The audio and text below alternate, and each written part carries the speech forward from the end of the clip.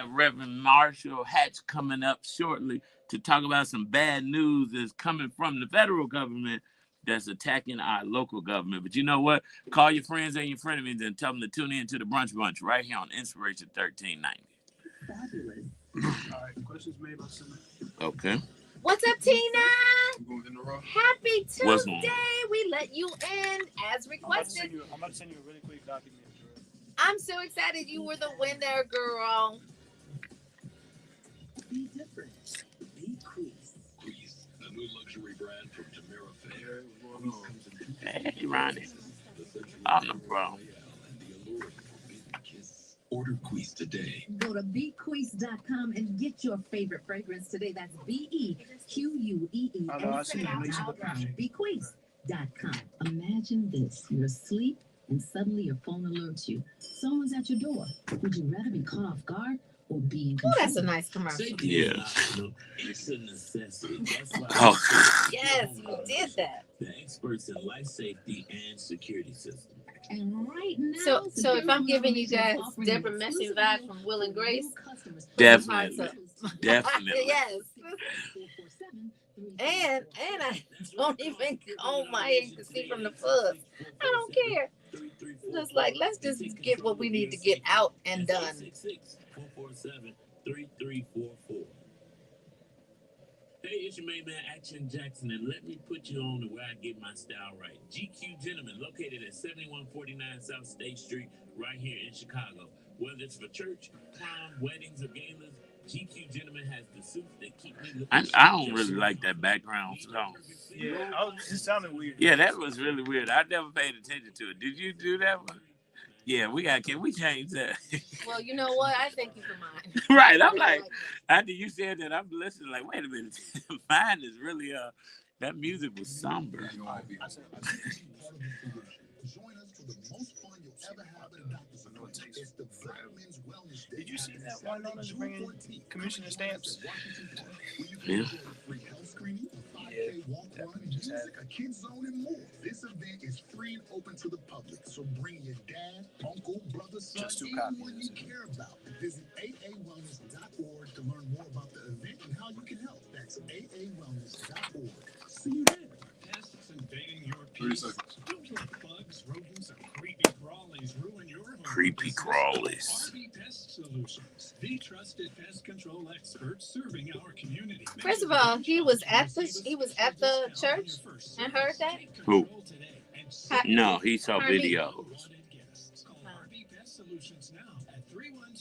And the next day. Can I just read the letter first? That'd be good. Well, I'll intro him, then alley-oop it, and you read the letter. That's not So what's going on? Our guest is none other, and we are honored to introduce a powerful voice in both the pulpit and the public square, Pastor Marshall Hatch. As the senior pastor of New Mount Pilgrim Missionary Baptist Church in Chicago, Pastor Hatch has been a tireless advocate for justice, equity, and community transformation. His leadership extends beyond the church walls, standing on the front lines of faith, activism, and education through his work with the Leaders Network and the Martha Redemption Project. Please join me in welcoming a true servant leader, Pastor Marshall Hatch.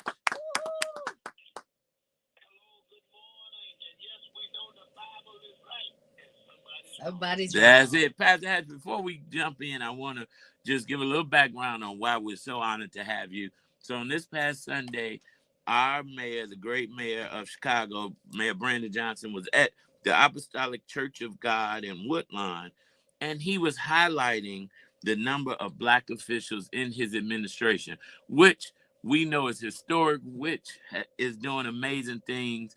But the next day, he got a letter from the Department of Justice, and Tamara is going to read us some of this letter.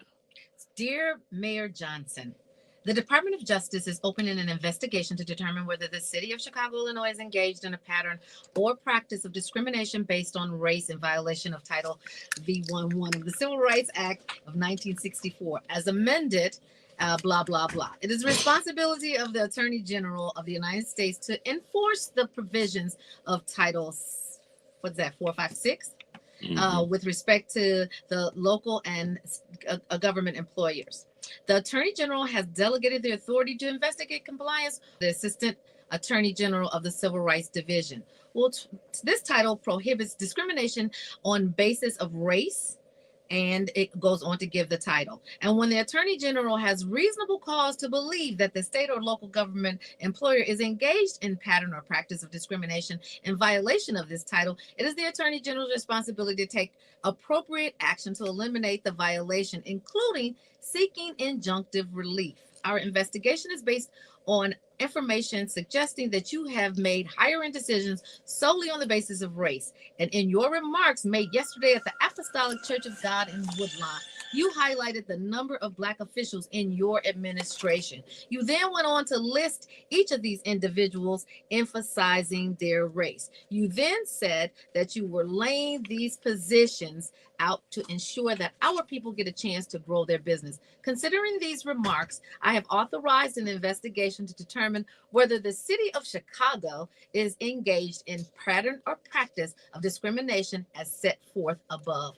If these kinds of hiring decisions are made from the top level positions in your administration, then it begs the question whether such decisions are being made for lower positions. Upon receipt of this correspondence, please contact us, give the numbers so that we can set up a mutually agreeable date to discuss the parameters of this investigation, including the scope of information that we will be seeking for you. Thank you for your cooperation.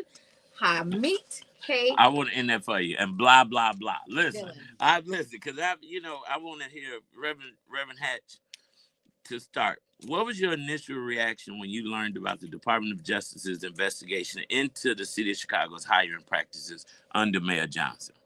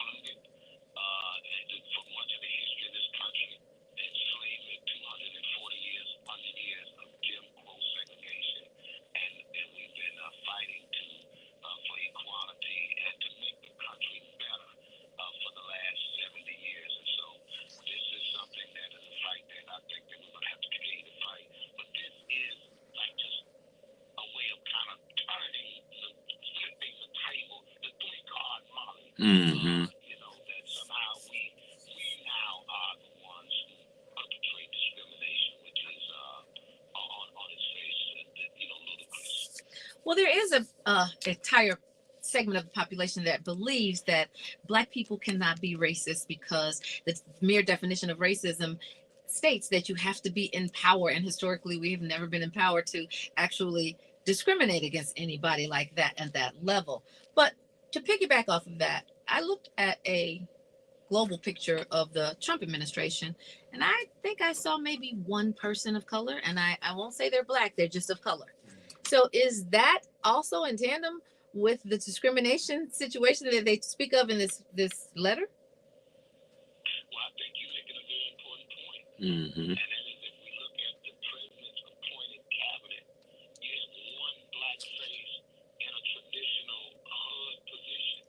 When we have made tremendous progress over the last 40 or 50 years, where we've had Black secretaries of state, Black ambassadors to the UN,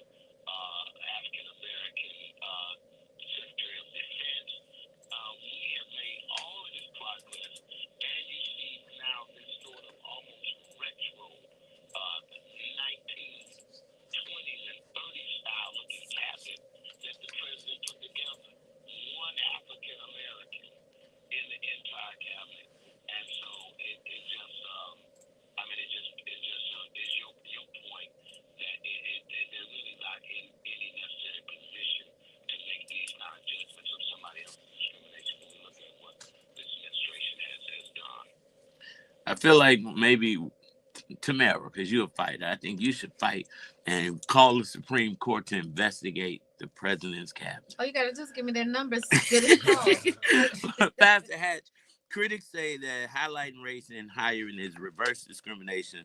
Supporters argue it's about equity and correcting systemic injustice. Where do you stand on this debate? And just give the critics and the supporters some information.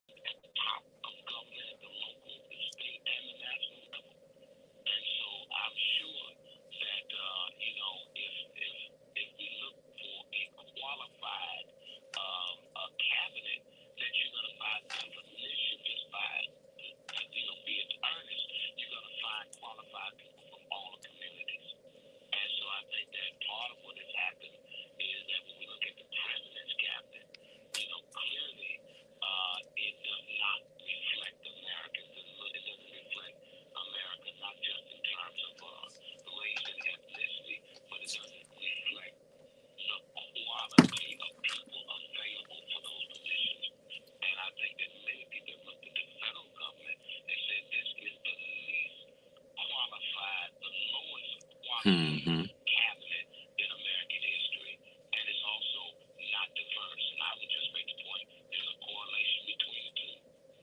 Well, that's a very good statement, and I'm glad you broke it down like that. But typically, like I'm an actress, and then our directors always say people hire who they know, right? Because they know that these people are going to be good stewards of the office that they select them for. But do you believe that Black leaders are being unfairly targeted or scrutinized for prioritizing diversity in a way that the predecessors were not? And what I mean by that is both Black and white people criticized President Obama for not doing enough for Black people, right? And so they say inherently that he could have done more for reparations. And so it begs the question that I just mentioned. Do you think that Black leaders are actually being targeted?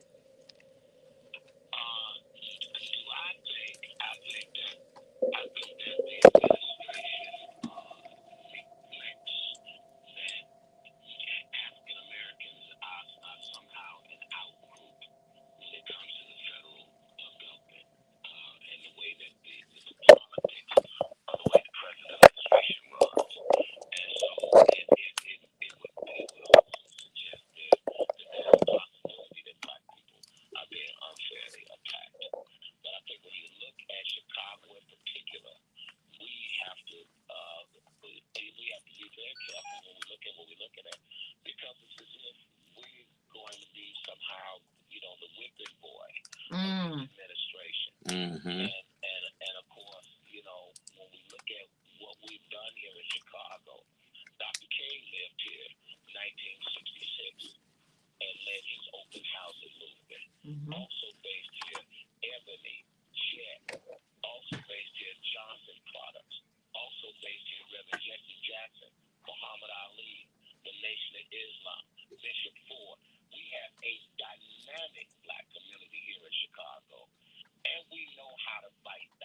Mm.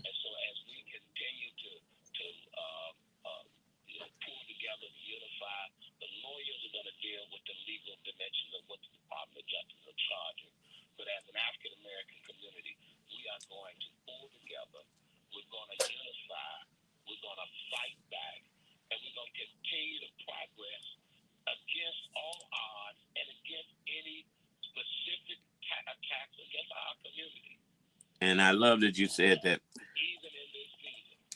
Pastor Hatch. So the Department of No Justice, as they should be called right now, their letter cites remarks made at the Apostolic Church of God suggested hiring decisions were based, and I quote, solely on the basis of race, end quote. Do you believe that was a fair reading of Mayor Johnson's remarks? I don't know.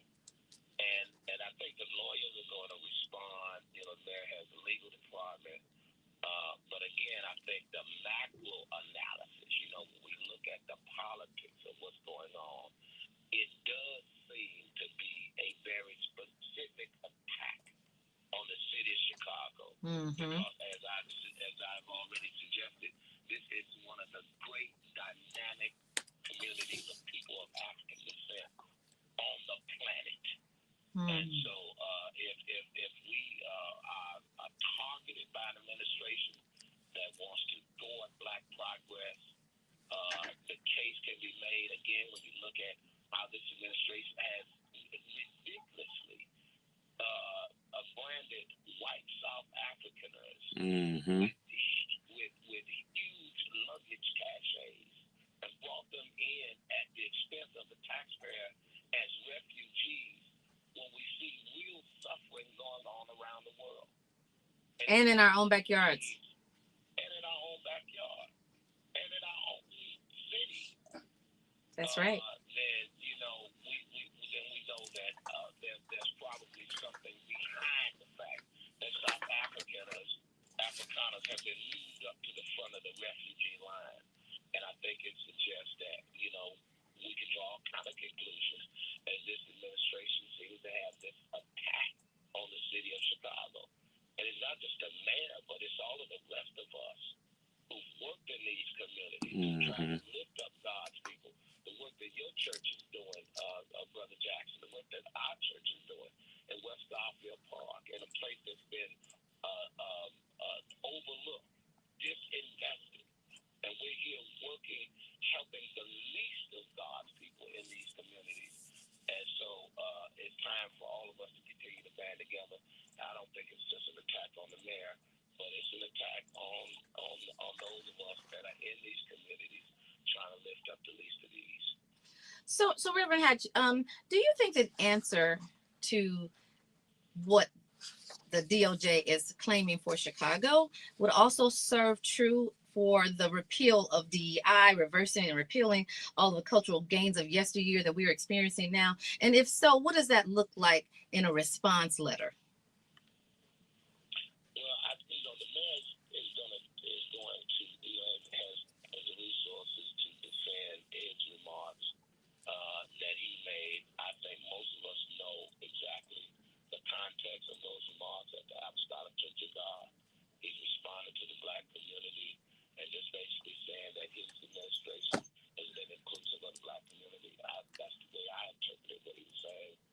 I think we all know that that the Department of Justice is now under the thumb of the president. It is not necessarily operating independently as a justice-seeking department. And so I think that it's going to be up to the professionals, the legal professionals, to respond to that letter. But I think it's up to the rest of us to say, like a tree planted by the river of water, we should not be moved. That's We it. shall not be moved. And we're going to continue, to press forward and to work in our community and help uplift those that have been left behind. That said, I think it's important for us to clarify that the mayor's office is composed of 24% Hispanic, 32% white, 34% Black, 7% Asian, and 5% of other ethnicities, which makes it very fairly Sounds balanced. diverse to me. Yeah, very balanced. Chicago, the way you described it. Yeah, it looks like something other governments should emulate. Well, Pastor Hatch, thank you for fighting so hard, and thank you for, just standing on the truth. And that's what we need right now.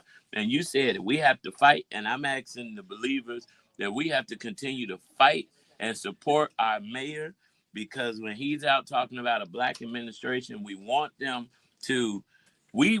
a black mayor. We said we wanted a black president. We got a black man that's saying he support black, but not reducing it for anybody else. So, like Pastor Hatch said, we shall not be moved. We're going to stand like a tree planted by the river, and Tamara wants us all to call to action. I want you guys to give them a call. And the number is 202-514-3847. That's 202-514-3847. I'm going to say it again. 202-514-3847. And tell the Office of the Attorney General how you feel about this attack on Chicago. Thank you, Pastor Hatch, for joining us. We appreciate you. Oh, yeah. Stand with them. That's right. Well, preacher, we're going to keep praying for you as you fight the good fight. Believers, you heard it here on the Brunch Bunch. And you know what? As long as we stick together as a community, we can embody the spirit of community chatter. And that's that we will all win. It's Charles Jenkins winning right here on the Brunch Bunch.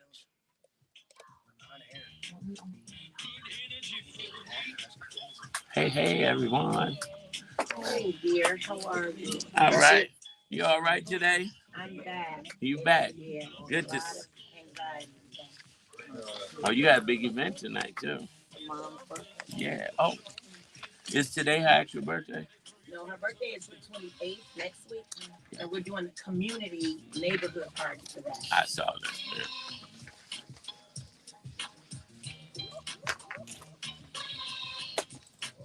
You don't want to touch the brands and stuff, do you? What's that? No, What's up from my that they want to investigate for me? they were talking about Pastor Meeks on here before you came in. Did you hear me saying that I heard from MJ? Oh, you did text it. Yes. I made sure when they came out. I said, did Martin want to see MJ? See, Valencia said yes, and he was so nice. You don't let me touch him.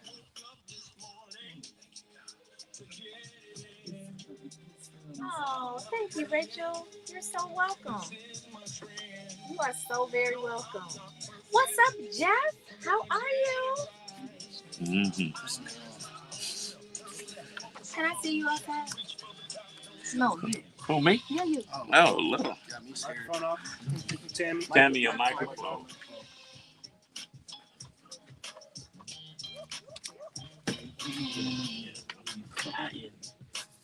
I know, right? It's not happening no more. That's over with. That's crazy. That's crazy. Full volume. Full volume, bro. I almost freaked out. I I just did this Safari thing, and then it went to Google, and then it's what's up after? I don't know. I can't remember. I just messed up my banking password. I was doing a lot of. I was in my car. What kind of? Well, I would love to use your car. I'm like, what kind of? Look. Can I use your car? You can't win the lottery if you don't We're play. ready. Oh, you gonna? Oh, you going on? You're welcome.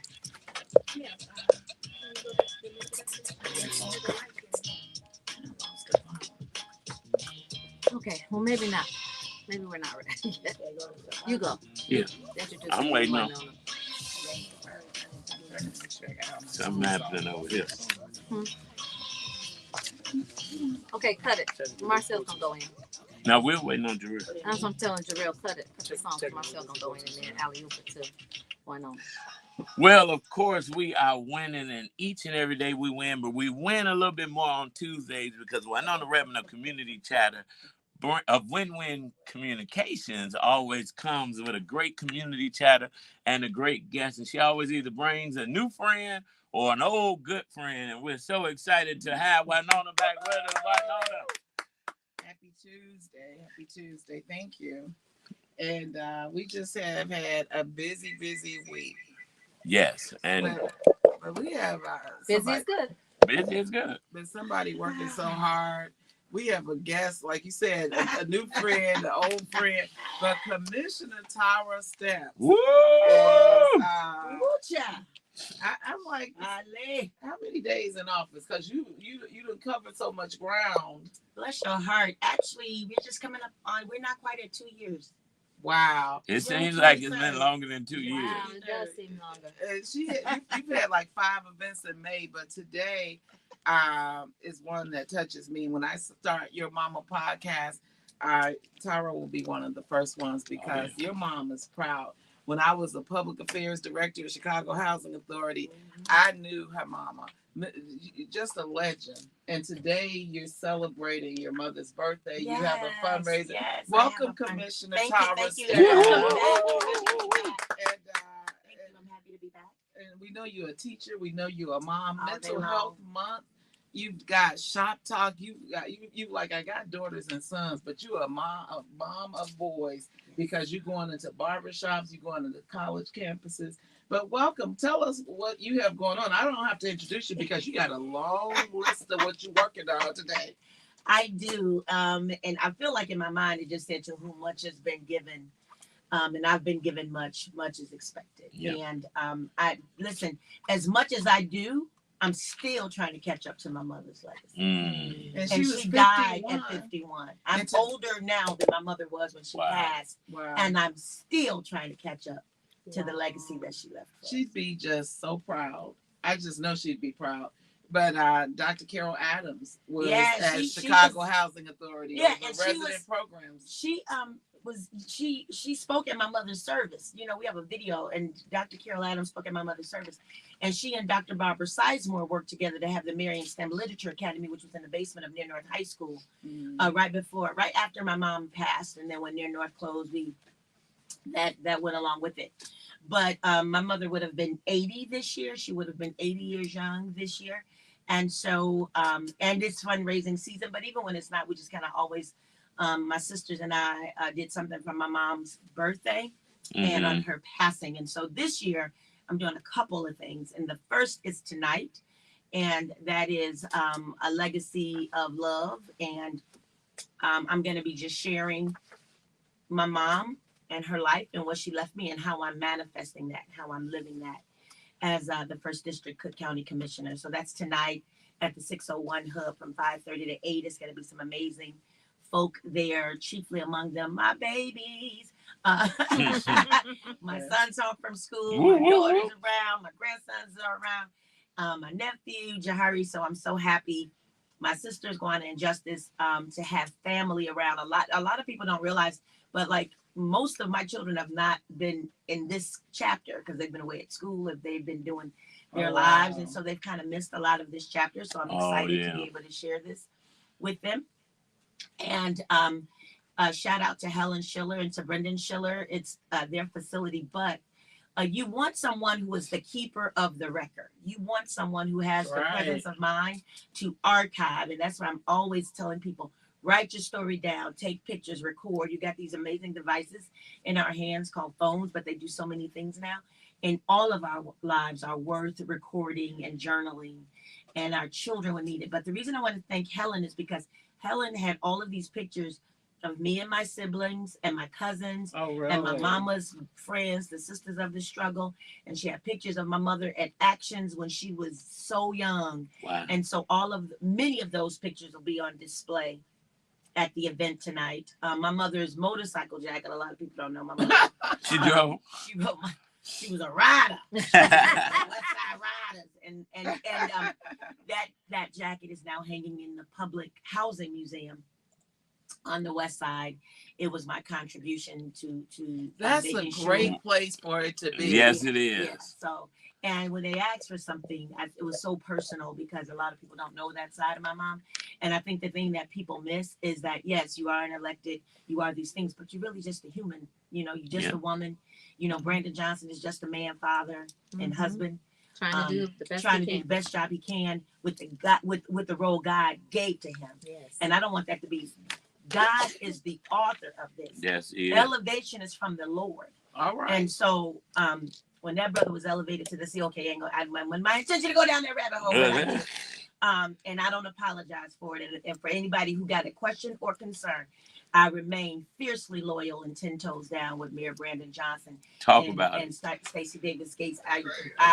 Because I know they were born to meet this moment. Well, it was born to meet this moment. And we didn't do the full introduction because I wanted to jump right in, but you did precede Commissioner Brandon Johnson as he was elevated to mayor. You took on the slot, so but you have. And we were left in good hands. But you have a history with him, B. That is my brother. Listen, You got him hired on his first teaching job. I did. I Tell was his him mentor that coach. story. I was his mentor teacher. Way back, I think it was 2006, something crazy like that. Jenner School. All of the Cabrini buildings weren't even down yet. The last one didn't go down until 2011, and we were there for that. Mm. We shepherded actually that whole situation with our children, because understand this city has been so cruel to Black children. Oh yes. And even now they want to extend their cruelty with a curfew. Understand that is fascism in action, but again, another story. But they closed Schiller School, which a lot of people don't know, but that's where Jesse White got his start. He was the gym teacher there when he came out of the service at Schiller School. That's where he started the Jesse White Tumblers. And so many of those young people came out of Cabrini Green. And so back in 2006, this brother, we don't have a lot of Black men in education. So you want Black men in education, because we still have Black boys and Black girls who need to see that in education. And statistics have shown all children do better when they have a Black teacher. Not Black children, not white children, not Latin. All children do better, outperform when they have a Black teacher. Wow. That's the data. That's not Tara, although I do approve that message. But anyway, he came in. I was a part of his interviewing team. Our then principal wanted to give him just all of these barrage of questions that I felt were kind of mindless, because I felt like this brother had already worked at the YMCA, which he met my sister Justice before he even met me. He was at YMCA. He had taken himself through school. He had gotten his licensure, and he wanted to extend that service to our babies in Cabrini Green. And I said, let that brother in and let's cease and desist with these tricks. And so we did. And so he got hired, and we had one of the most powerful middle school teams that I've had the pleasure of working with in my 20 plus years of being a classroom educator. And that was Brandon Johnson and Mary. We had a great math teacher. We had a great social studies. They had me for reading. But was more than Jesse that, White still there then at the same time? No. Oh, Jesse White had long since been gone. Okay. But what I wanted to speak about, the reason I amplified that is to talk about the cruelty of this city and why we must not let those things persist. They closed that school, right? Schiller School. The buildings were still up. 660 was still up. 1230 Burley was still up. The whole little area was still up. Those babies were still going to that school. They closed the school, said that the school was not fit. It was asbestos, or they said something was gone. Moved all of those children over to Jenner. You know, in Chicago, if you're born and raised Chicago, you know Chicago's a gang town. So even if you're in the red buildings and the white buildings, there's some gang issues, there's some tensions there. Across the street. They cross the street, but there's some tensions there. And so they transferred all those babies out of Schiller, transferred them into Jenner, which we had to really navigate that because there was some historical tensions there. And then less than a year later, they turned it into Skinner West. What? Skinner East. Wow. Less than a year later. Closed. There was selective enrollment. That you can't get None in. of our children that lived in that community could go to that school, and those babies were still living in those high rises and was watching other children go to their school. Their neighborhood school. Their neighborhood school. Wow. That they got removed from to make space for other people's children while the buildings were still up. So don't tell me what folks won't do in this. So I just want to say this, and we're not going here, but I just texted. I was like, we talking about it still. This is why it's so important. And when he's leading conversations saying this has been the blackest administration, he has Black people in leadership. It's not that he's just saying it's only for Black people, but he's saying when we got Black leaders like that, we won't see school closures like that. That's exactly we won't right. see CPS being underfunded. We won't see teachers not being paid what they should be paid. We won't see Black businesses not getting access to capital. Which we have historically seen. That we've seen. And we should be advocating for him individually. Individually, collectively, and you know, your mama told you, your grandmama told you, if you can't say nothing good, don't say nothing. A big part of how we can support him is those who don't agree, just be quiet. There's a poem written by Maya Angelou called The Black Family Pledge, and I encourage all Black folk to read it.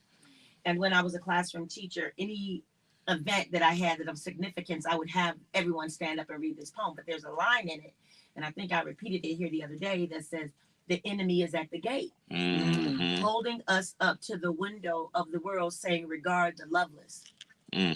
And when Black people, and I mean Black American people, don't stick together, do not show radical solidarity, then that is what we're doing. We're holding ourselves up to the window of the world. And those people that come in and profit from our division are able to say, regard the loveless.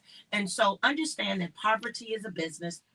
Understand that there are some very, very rich people that keep you broke. Mm-hmm. Understand that she preaching today. She Poverty is a business. Poverty is a business. Oh yeah. Okay. For sure. Oh yeah. Poverty is a business.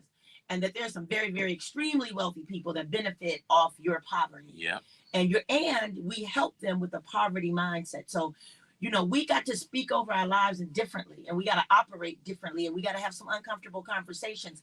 But I am of the mind, and I shared this with some other electeds that I had the pleasure of dining with the other morning, is I don't know what anybody else at this table might be feeling. So I'm going to say what Tara is led to say, and that is, we as a people, the body of Black people, cannot afford to even have the appearance of division. We must be the fist from soul food. We must be that in everything. We must be that in our churches. We must be that in our schools. We must be that on our jobs. We must be that at the grocery store. We must demonstrate to the world our radical solidarity, our interdependence on each other, because nobody else is coming for us. Nobody else is checking for us. Whatever is to be with Black folks, we are going to be responsible for doing it. And no one else is included. And nobody else is including us. But guess what? That's okay. Because we are the same people. Hear me when I tell you this.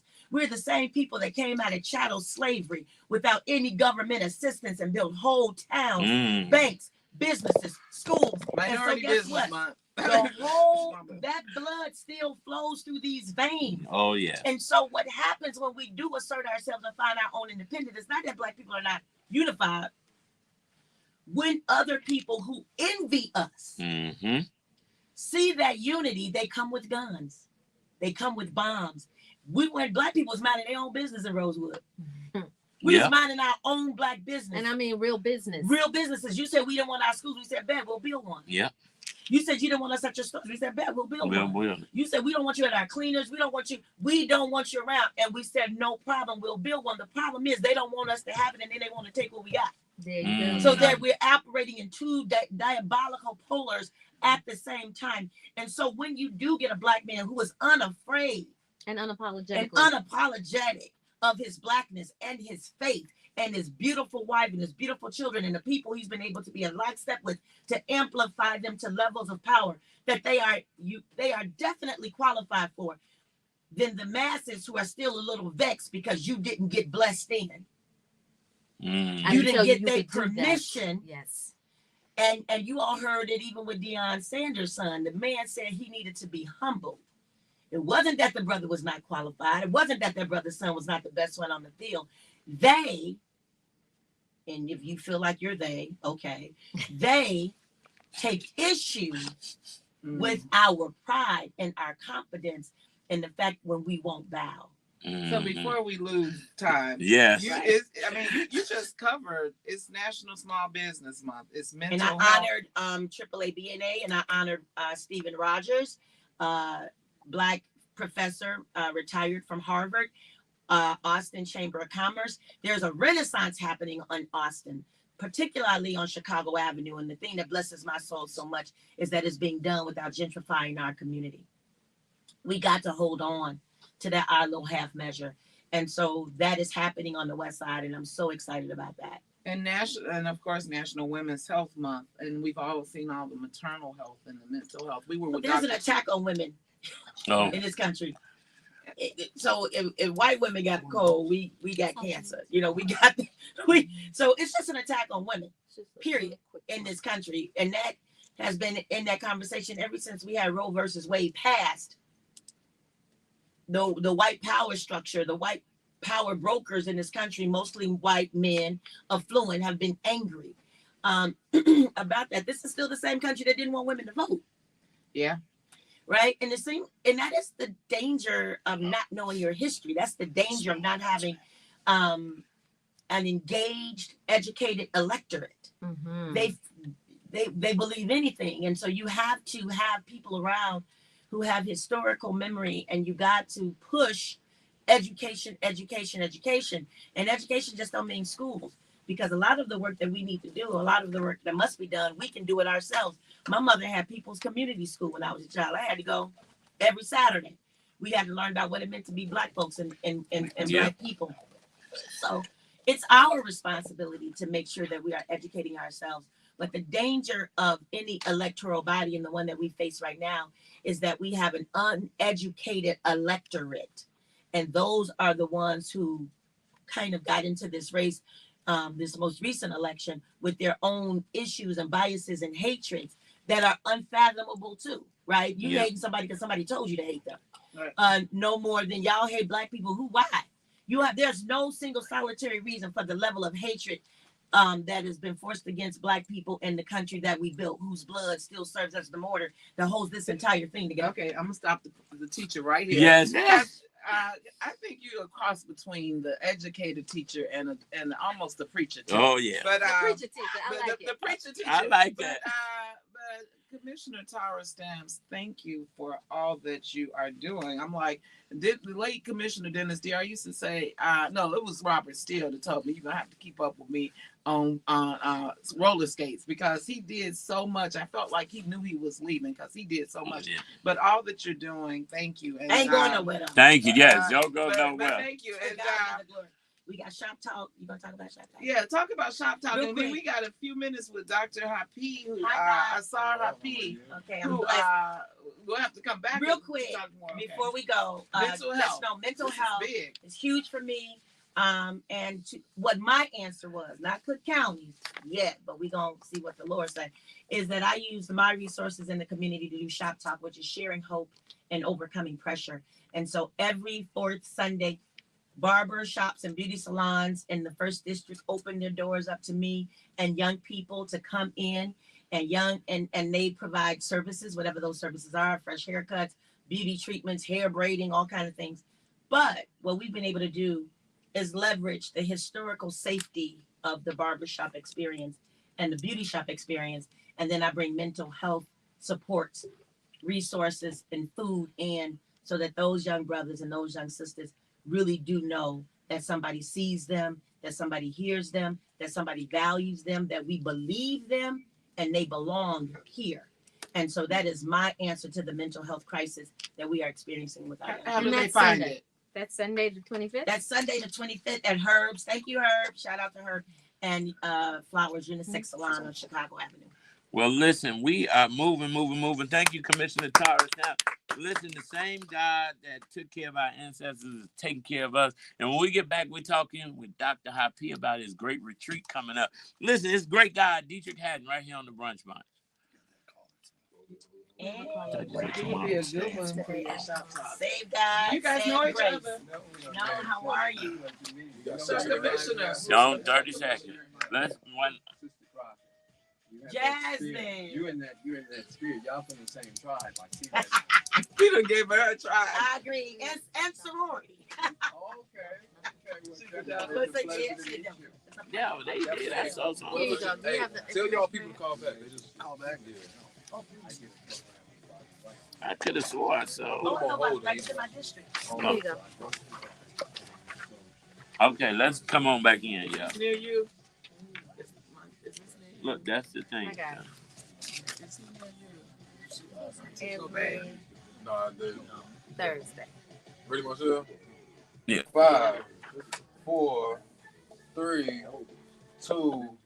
We're rocking with the Brunch Bunch. I am the Brunch Bunch. We're moving fast because Winona has a great guest, and he's no stranger to the Brunch Bunch. So we're excited to have back Dr. Hafiz. Welcome back. Let's jump right in, Winona.